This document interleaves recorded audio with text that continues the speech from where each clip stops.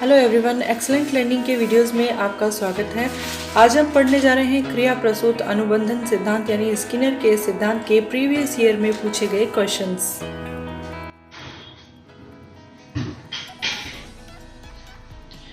Skinner के क्रिया प्रसूत अनुबंधन सिद्धांत से रिलेटेड बहुत सारे क्वेश्चंस जो है कंपटीशन एग्जाम में पूछे जाते हैं और ऐसे ही कुछ क्वेश्चंस जो प्रीवियस ईयर में कंपटीशन एग्जाम में पूछे गए उनको हमने आज के वीडियो में शामिल किया है। आइए देखते हैं पहला क्वेश्चन क्या है। पहला क्वेश्चन है कि स्किनर के द्वारा प्रतिपादित अधिगम का सिद्धांत है। सेकंड ग्रेड 2017 का ये क्वेश्चन है। स्किनर ने कौन सा अधिगम का सिद्धांत दिया था? ऑप्शन है शास्त्रीय अनुबंधन, क्रिया प्रसूत अनुबंधन, अंतर्दृष्टि अधिगम, प्रयत्न एवं भूल अधिगम। तो स्किनर ने जो सिद्धांत दिया था वह है क्रिया प्रसूत अनुबंधन सिद्धांत। अब चलते हैं नेक्स्ट क्वेश्चन की तरफ और नेक्स्ट क्वेश्चन है कि निम्न में से कौन सा अधिगम सिद्धांत नैमित्तिक अनुबंधन कहलाता है? फर्स्ट ग्रेड 2016 का क्वेश्चन है। ऑप्शन है प्रयत्न एवं भूल, शास्त्रीय अनुबंधन, सक्रिय अनुबंधन, सूचना प्रक्रियाकरण। तो नैमित्तिक अनुबंधन किसका दूसरा नाम है? यह सक्रिय अनुबंधन सिद्धांत का दूसरा नाम है। नेक्स्ट क्वेश्चन, क्रिया प्रसूत अनुबंधन के प्रतिपादक कौन थे? A Lumsden, B F Skinner, J S Bruner, Ausubel. तो क्रिया प्रसूत अनुबंधन सिद्धांत दिया था बी एफ स्किनर ने, बुरहास फ्रेडरिक स्किनर ने। और ये क्वेश्चन पूछा गया था रीट में 2021 में कि पारितोषिक और दंड के माध्यम से सीखना अधिगम के किस सिद्धांत से संबंधित है? यानी कि अधिगम का कौन सा सिद्धांत है जिसे पुरस्कार के द्वारा सीखना होता है, दंड के द्वारा सीखना होता है? पुरस्कार और दंड क्या है? यह पुनर्बलन के दो रूप हैं। तो पुनर्बलन के द्वारा सीखना किस सिद्धांत के अंदर बताया गया था? सामाजिक सीखना के अंदर, क्रिया प्रसूत अनुबंधन में, शास्त्रीय अनुबंधन, संज्ञानात्मक अनुबंधन। तो हम जानते हैं कि स्किनर के क्रिया प्रसूत अनुबंधन में पुनर्बलन के द्वारा सीखने पर महत्व दिया गया। पुनर्बलन दो प्रकार के होते हैं, एक तो सकारात्मक होता है, नकारात्मक होता है। सकारात्मक में पुरस्कार दिया जाता है, पारितोषिक, सम्मान इत्यादि दिए जाते हैं। नकारात्मक में दंड दिए जाते हैं। तो इसका सही आंसर है ऑप्शन बी, क्रिया प्रसूत अनुबंधन। नेक्स्ट क्वेश्चन है, यह रीट लेवल 2 में 2021 में पूछा गया था कि निम्नलिखित में से कौन सा सिद्धांत परिणामों के द्वारा सीखने से संबंधित है? यानी किस सिद्धांत के द्वारा हम परिणाम प्राप्त होने पर सीखते हैं? क्रिया हो गई, उसके बाद जो रिजल्ट प्राप्त हुआ उससे हम सीखते हैं। क्रिया प्रसूत अनुबंधन, अंतर्दृष्टि अधिगम, शास्त्रीय अनुबंधन, संज्ञानात्मक सीखना। तो परिणाम के द्वारा हम क्रिया प्रसूत अनुबंधन के द्वारा सीखते हैं। नेक्स्ट क्वेश्चन है, यह पूछा गया था फर्स्ट ग्रेड 2014 में पूछा गया था ये क्वेश्चन कि दंड या पुरस्कार के समावेशन के द्वारा नवीन व्यवहार के विकास और अनुक्रिया की प्रायिकता में वृद्धि होने को क्या कहा जाता है? यानी कि दंड दे करके या पुरस्कार दे करके नया जो व्यवहार होता है उसकी बार बार करने की, बार बार प्रायिकता की वृद्धि होने को हम क्या कहते हैं? तो ऑप्शन है व्यवहार को आकार देना, क्रिया प्रसूत अनुबंधन, शास्त्रीय अनुबंधन, संवेगात्मक अनुबंधन। तो जब नवीन व्यवहार का विकास में वृद्धि होती है तो इसे हम कहते हैं व्यवहार को आकार देना, जिसे हम शेपिंग भी कहते हैं। शेपिंग हो गया और रूप आकृति, रूप निर्धारण हो गया, आकृतिकरण हो गया।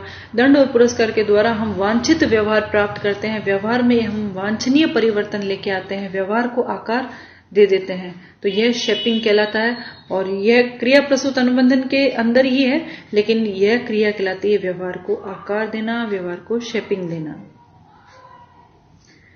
अब नेक्स्ट क्वेश्चन है हमारे पास में, यह फर्स्ट ग्रेड 2014 में पूछा गया था कि वह अधिगम जो व्यवहार के प्रभाव का परिणाम होता है क्या कहलाता है? परिणाम आ गया, परिणाम के द्वारा अधिगम होता है वह क्या कहलाता है? क्रिया प्रसूत अनुबंधन, अनुक्रिया अनुबंधन, अनुकूलित अनुबंधन, सकारात्मक अनुबंधन। तो परिणाम के द्वारा जो अधिगम हम करते हैं, जो चीज हम सीखते हैं, वह क्रिया प्रसूत अनुबंधन के द्वारा सीखते हैं। नेक्स्ट क्वेश्चन है, क्रिया प्रसूत अनुकूलन में पुनर्बलन निर्भर करता है। एक, उद्दीपक की प्रकृति पर, अनुक्रिया की प्रकृति पर, एक एवं दोनों और इनमें से कोई भी नहीं। ये 4 ऑप्शन हमारे पास में है। फर्स्ट ग्रेड 2014 में पूछा गया क्वेश्चन है ये। और क्रिया प्रसूत अनुकूलन में जो पुनर्बलन होता है, जो परिणाम होता है, वह उद्दीपक की प्रकृति पर नहीं बल्कि अनुक्रिया की प्रकृति पर निर्भर करता है। यदि उचित अनुक्रिया होती है, सही अनुक्रिया होती है, तभी पुनर्बलन प्राप्त होता है। अनुक्रिया सही नहीं होने पर पुनर्बलन प्राप्त नहीं होगा। जैसा कि हमने कबूतर वाले एग्जाम्पल में देखा था, चूहे वाले एग्जाम्पल में देखा था कि जब चूहे ने एक सही लीवर पर पैर रखा तब उसे पुनर्बलन के रूप में भोजन प्राप्त हुआ। या कबूतर के प्रयोग में हमने देखा कि इस सही बटन पे चोंच मारी, सही जगह पे चोंच मारी, तब उसे पुनर्बलन के रूप में भोजन प्राप्त हुआ। तो अनुक्रिया उनकी सही थी। अनुक्रिया की प्रकृति उचित होगी तो पुनर्बलन मिलेगा। तो इसीलिए क्रिया प्रसूत जो अनुकूलन होता है उसमें पुनर्बलन जो है वह अनुक्रिया पर निर्भर करता है, रेस्पॉन्स पर निर्भर करता है। इसीलिए इसे आर टाइप थ्योरी भी कहते हैं।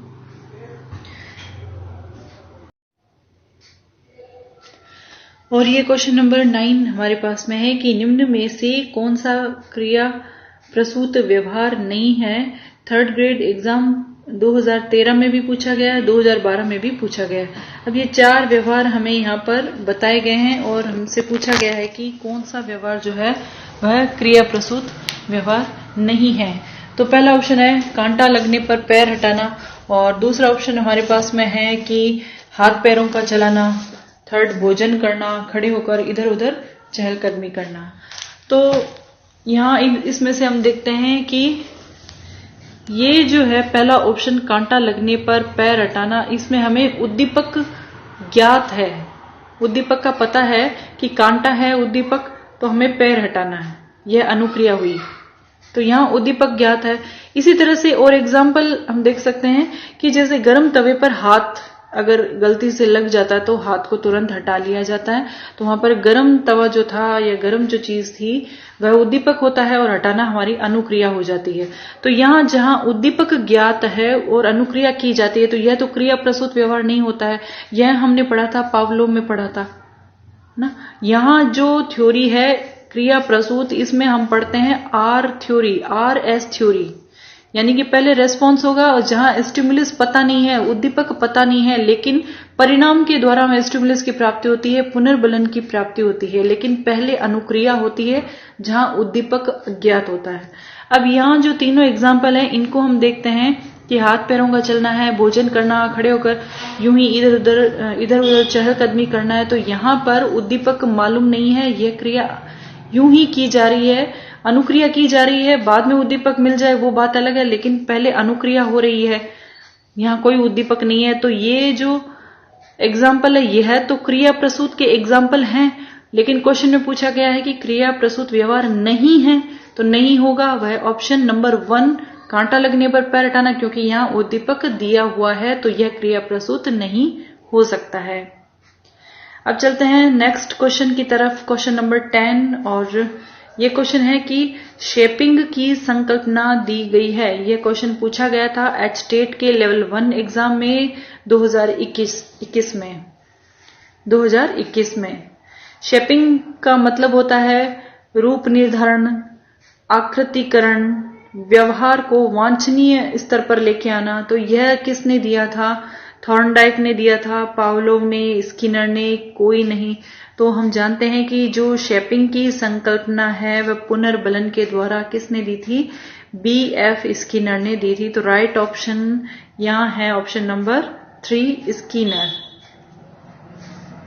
नेक्स्ट क्वेश्चन है कि अभिक्रमित अधिगम मॉडल के जनक कौन है? फर्स्ट ग्रेड 2014 में पूछा गया क्वेश्चन है। अभिक्रमित अधिगम क्या होता है? अभिक्रमित अधिगम में जब जो चीज सीखनी होती है उसे छोटे छोटे पदों में शिक्षार्थी के सामने या जिसे सिखाना उसके सामने प्रस्तुत किया जाता है और वह विद्यार्थी उन पदों को सीखता है। प्रत्येक पद को सीखने के बाद में उसे पुनर्बलन मिलता है और इस तरह से उसका जो सीखने की गति है उसमें वृद्धि हो जाती है, सीखना भी उत्तम तरीके से होता है। तो यह अभिक्रमित अधिगम कहलाता है। और इस मॉडल के जनक हैं BF स्किनर ऑप्शन नंबर 4 सही आंसर है।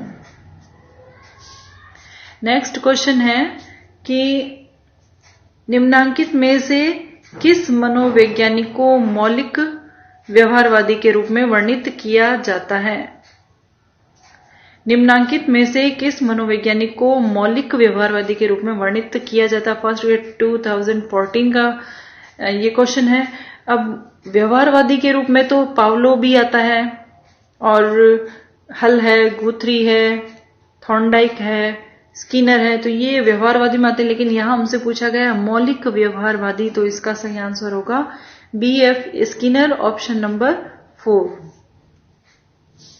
नेक्स्ट क्वेश्चन है कि निम्न में से कौन सी क्रिया प्रसूत अनुबंधन की प्रक्रिया से संबंधित नहीं है? फर्स्ट ग्रेड 2020 का ये क्वेश्चन है।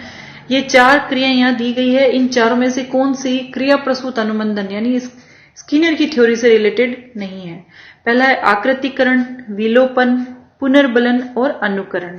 तो हम जानते हैं कि जो सिर्फ अनुकरण आया है वह क्रिया प्रसूत अनुबंधन से संबंधित नहीं है। अनुकरण के साथ यदि पुनर्बलन आता तो वह क्रिया प्रसूत अनुबंधन था, लेकिन केवल अनुकरण है तो यह इससे रिलेटेड नहीं है। जहां बात आती है आकृतिकरण की तो यह भी क्रिया प्रसूत अनुबंधन में होता है। पुनर्बलन के द्वारा हम शेपिंग दे सकते हैं व्यवहार में, आकृतिकरण दे सकते हैं, रूप निर्धारण कर सकते हैं, वांछनीय व्यवहार प्राप्त कर सकते हैं। और विलोपन, सतत जो पुनर्बलन दिया जाता है उसके द्वारा किसी व्यवहार का विलोपन भी किया जा सकता है। और पुनर्बलन, तो ये तीनों बातें जो है क्रिया प्रसूत अनुबंधन में कही गई है और सिर्फ अनुकरण नहीं कहा गया है। तो सही ऑप्शन है option number 4। Next question is 15। निम्न में अनुबंधन का कौन सा प्रकार उद्दीपक उनके साथ साथ घटित होने पर आधारित न रहकर व्यवहार के परिणामों के प्रभाव पर निर्भर करता है? यानी उद्दीपक पहले नहीं होता है, साथ साथ घटित नहीं होता है, बल्कि ये जो व्यवहार किया जा रहा है उसके परिणाम के प्रभाव पर निर्भर करता है। उद्दीपक क्या है? परिणाम का प्रभाव है। यानी कि ये प्रारंभ में नहीं था, प्रारंभ में सिर्फ रेस्पॉन्स था। तो यह कौन से अनुबंधन में है? चारों ऑप्शन हम देख लेते हैं। प्राचीन अनुबंधन है, क्रिया प्रसूत, आभासी अनुबंधन, पश्चगामी।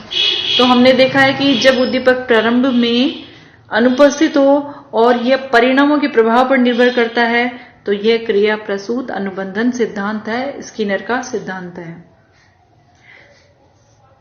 तो ये थे प्रीवियस ईयर में पूछे गए क्वेश्चंस और इनसे भी हमें इस थ्योरी को समझने में और आसानी हुई है। और इस तरह से प्रीवियस ईयर के क्वेश्चन को सोल्व करके इनकी प्रैक्टिस करके भी हम अपने कंपटीशन एग्जाम्स में हमारे लिए बहुत ही उपयोगी होते हैं, क्योंकि वहां किस प्रकार के क्वेश्चन आएंगे, किस प्रकार से हमें ऑप्शन को देख करके क्वेश्चन को समझ के सॉल्व करना है, इसमें समझने में बहुत आसानी होती है। तो एक्सीलेंट लर्निंग के नेक्स्ट वीडियोस में हम लर्निंग की नेक्स्ट थ्योरीज को पढ़ेंगे। Till then keep learning, keep watching. Thank you.